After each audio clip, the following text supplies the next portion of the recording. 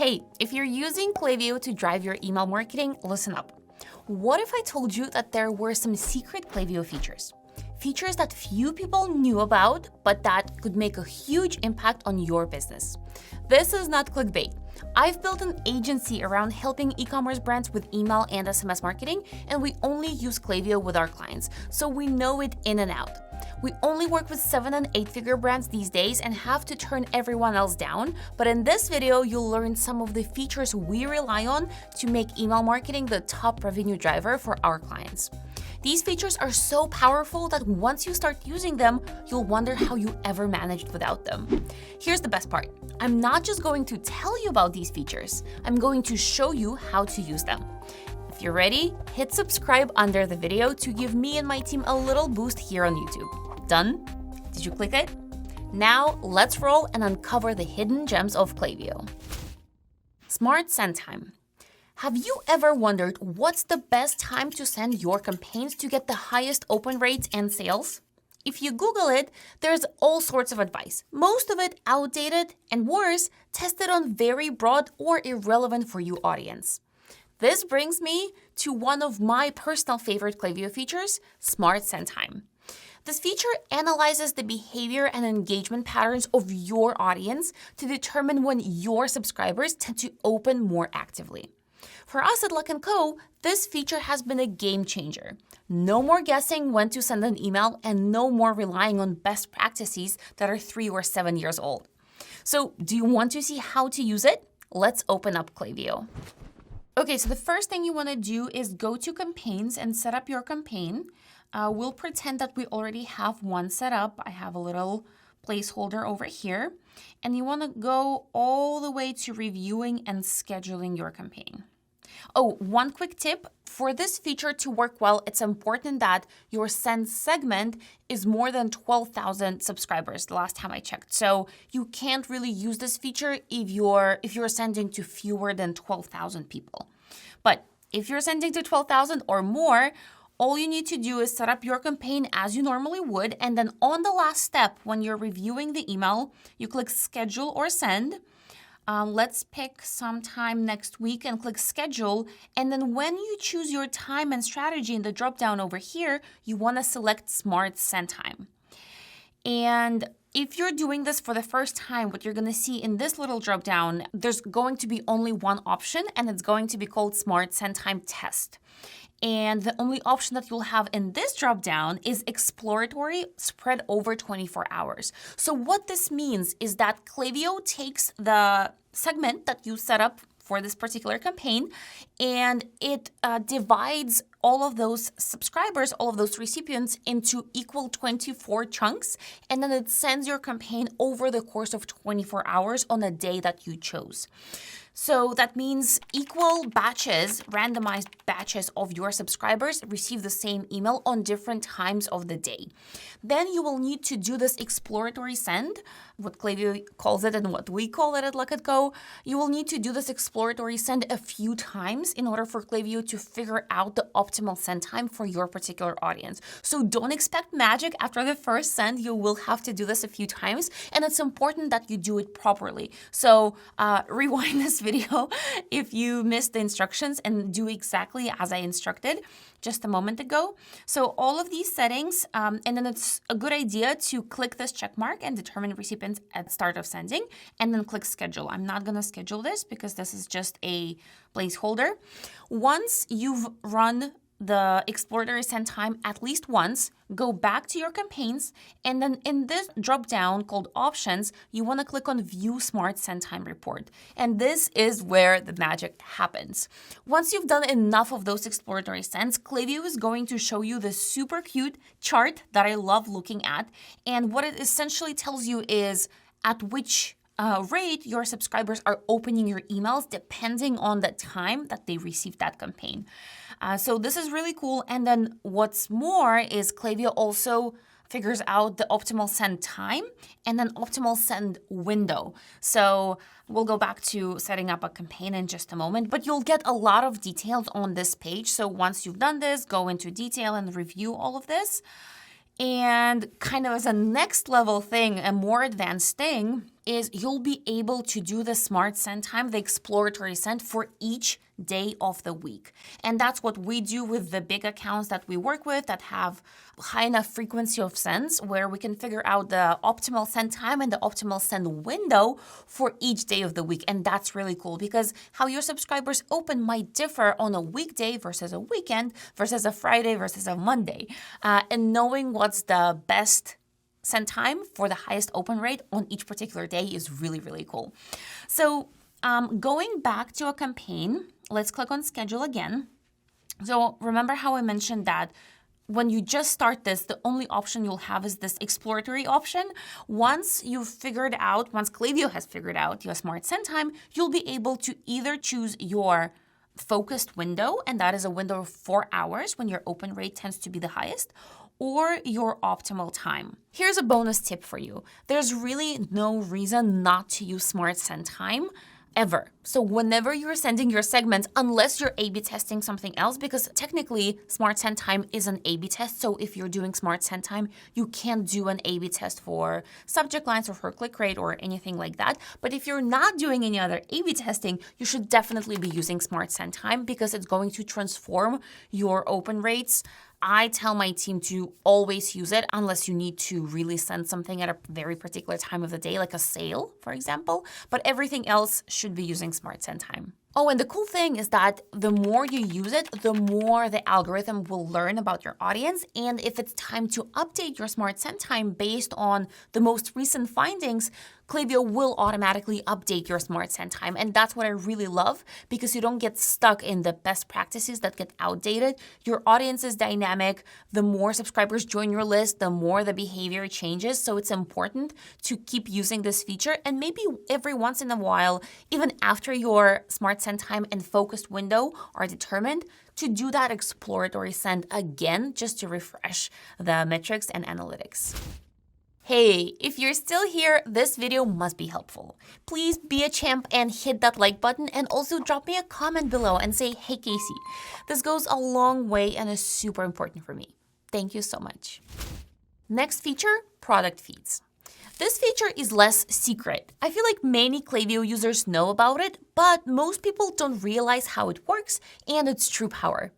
A lot of people in the comments ask me how to personalize emails in Klaviyo. This feature, product feeds, is one of the most powerful ways to personalize. It can make your emails convert 2 times higher or more. Here's how product feeds work. When you drop a product feed into your email, it will display unique products to each recipient based on that recipient's past browsing behavior and purchasing history. In other words, this block will automatically show the most relevant products to each email recipient for you. Here are some of the most common use cases for a product feed. You might also like section in an abandoned cart email, a 2x2 grid of products in a sale email, the Kasey edit collection in a win-back email. We went over this example in the video that's going to pop in the corner right now. Are you ready to see how to set it up? Let's jump into Klaviyo. Okay, so I'm already in an email where I have a product feed, but I'm going to kind of pretend that I'm starting from scratch and drop a new product feed into my email. So in the content blocks, you want to search for product, here it is, and drop it directly into your email. And then what you want to do is you want to select your product feed or create a new one. So for now, let's just select one of the options right here, newest, for example. And let's keep all of the defaults, click done, and then just preview this email so you see what this product feed does. So when you're in the email editor, it kind of looks janky. But if you click on preview, and you'll see that we're previewing as Kasey Luck, so you're actually able to search for another profile and preview what this email would look like and what the product feed would look like for another subscriber on your email list. But we're previewing for Kasey, and if we scroll down all the way to where the product feed is in the email, this is what it would look like. So Kasey Luck, when she receives this email, will see these products in these two product feeds. I just want you to see that the coding that you saw on the back end actually shows up as real products. So all of them are obviously hyperlinked. You can click on the buttons, you can click on the images, you can even link the product titles. So let's go back to the email and see how it's set up. The first thing that you'll want to do is create a product feed that you need. And this is where really all the magic happens. So let's click this button and create a product feed. Let's call this Kasey Test. And then what products should the customer view first? And this is very important. You can read Klaviyo documentation to learn more about this. I will try to go through this briefly, even though there's really no brief way to go through it. But basically, the product feed will always personalize products that it's showing up based on the person's browsing history and purchasing history. What this means is if a person purchased a particular product already, it will never show up in the product feed. So that's a very good thing to know. If they've browsed, meaning if they viewed this product or added it to cart, there's a high chance that it will show up in the product feed because that's what Klaviyo wants to do. It wants to show relevant product for that person. And then beyond that, there's an algorithm that Klaviyo uses to determine which recipients are going to be interested in what kinds of products. And that's the whole point of the product feed. So what this question is asking us right now is when there are a lot of different products, which products should show up first in a product feed? Best-selling product, most viewed product, both best-selling and most viewed products, newest products, or random products. So you just make a selection based on what's best for your use case. In most cases, it's going to be best-selling products, but Klaviyo also added a few other options recently. Here are the 3 options. Products that a customer has recently viewed, products a customer may also like, and products a customer has added to cart. And for the products that a customer has added to cart, Klaviyo uses both metrics, added to cart and started checkout. So if you're not familiar with those metrics, watch my other video or read Klaviyo documentation, but generally this should make sense. So let's click best-selling products. And then you just want to select a time frame over 90 days versus over 3 days. This is where this is relevant. If you just released a new collection or you dropped a product and it's super popular and over the last 3 days, that's the most bought product, although over the last 90 days, your traditional bestseller is the best-selling product. That's what the difference is. And in most cases, you'll probably want your real bestseller versus your seasonal bestseller. But if for some reason you need the seasonal one, you'd select 3 days. I'm going to select 90 days. In most cases, you don't actually want to show all of the products from all of your collections, and you want to narrow this down so that people only see best-selling products that are personalized based on their browsing and purchasing behavior within a certain category of your products. For example, if I have an email about, for a supplements brand, if I'm talking about weightlifting and strength and stuff like that, and then I want to drop a product feed because I have, let's say, 6 or 12 or more different products that are focused on strength, I only want to showcase 3 or 4 in my email. I create a product feed. I do all of the settings that I just showed you, and then I select only the strength collection for the product feed to pull from. So that's what this is for. So here I want to do category includes, or you can also filter this based on price or stock level, and then all categories or the collections that you want. And then you can even add more filters and personalize it even more. So maybe you want exclude certain collections or do whatever you want. So you see that product feeds actually have a lot of variables and a lot of different ways to customize them. And I think that's what most people don't really realize. The extent to which I've seen product feeds being used in emails is people just drop a standard product feed with bestsellers over 90 days, don't do any customization, and that's it. And the most interesting use cases and the biggest power of this feature really comes from this type of customization. So make sure you go into your settings and do this right now with me. So now let's go back into that email and I will show you a few very, very quick tips on how to customize the look of your product feed in an email. So you saw that this product feed that I just dropped in this video looks very different from this product feed that looks much nicer, in my opinion. And all of the difference really comes from all of these different options that Klaviyo gives you in the styles section for each block. So for this block, my biggest thing as a strategist is that in most cases, I don't want a row of 3 products in an email. That's kind of already too much. Most people's screens are smaller, so things will be too small for them to like really look at and be able to digest comfortably. So I always only do 2 products per row, and then I don't like to do more rows than 2. So most of the product feeds I like is 2 by 2. Sometimes we do 2 by 3, so 2 products per row and then 3 rows, but I wouldn't do 3. And this is where you customize it. You go down, so items per row, 2, and a number of rows. Let's say we want to do 5, and that's going to be really crazy. So let's do 2. And then maximum image height is really important. And this is something that you just need to preview and then see how big or small the products end up being. I will go for the biggest you can make them without like messing up your email template. And what's another important thing? You want to make sure that you stack them on mobile. I do like to do that because even if you do a 2 by 2 on a phone, then it's too small. So I like to do stacking on mobile.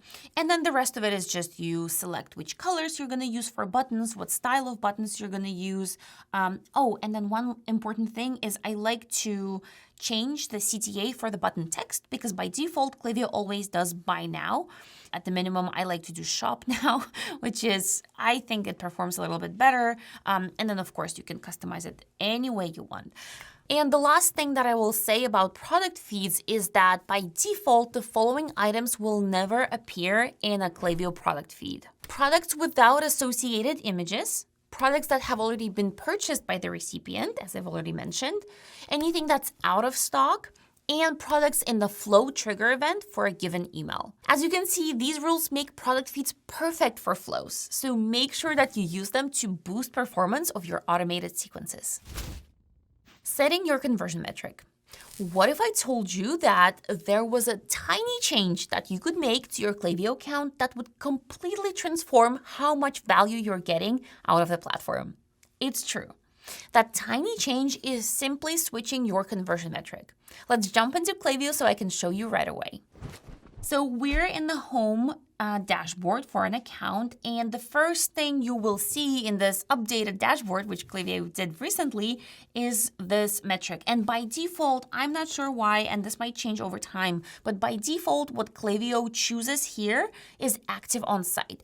And most accounts that I audit, they keep it. They keep the default active on site. And in my opinion, it doesn't really tell you much about your account. What we want to do, actually, let's keep active on site for a moment as your conversion metric. And then what Klaviyo shows us is total conversions over the last 30 days. So we're looking at total conversions. We're looking at attributed conversions.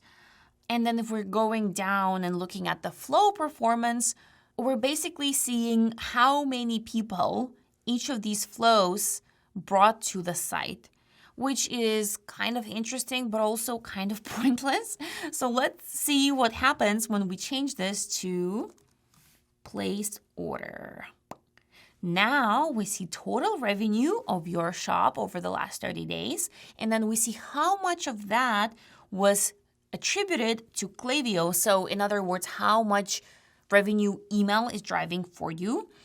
And then if we scroll down here, we see how much money each of our flows made in the last 30 days, and then same for campaigns.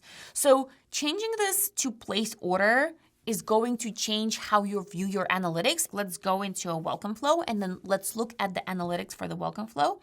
So over here, you want to click Show Analytics. And all of these numbers now show us how much revenue we're making for each email. Like you see this number in the corner over here. That's what is being shown. If we had active on site, we would be seeing how many people each of the emails were bringing to the site, which again, doesn't tell us much. As an email marketer, I want to see how much money I'm driving for the business, and that's going to determine the decisions that I make. Maybe I switch off an email because it's not performing, or maybe I add an A/B test, or maybe I add an email because the last email in my flow is doing so great, which kind of shows that there's room for more emails in that flow. So lots of interesting decisions can be made based on how much revenue each of the emails in the flow are driving for you. Okay, I have a list of 5 more hidden gem features for the next videos. Which ones do you want to learn about? Drop me a comment below to vote for one or more of the following 5 options. How to use first name personalization right, hide and show blocks, using Klaviyo benchmarks, looking up a campaign performance for each segment, and best way to use Klaviyo and Google Analytics together. And if you're on Klaviyo, I know that one of the main goals for you is growing your email list. Check out my recent video about fun ways to collect email subscribers that are not simply offering a discount. The video should pop in the corner right now. And thanks for watching until the end. I really appreciate you. You're awesome, and I will see you in the next video.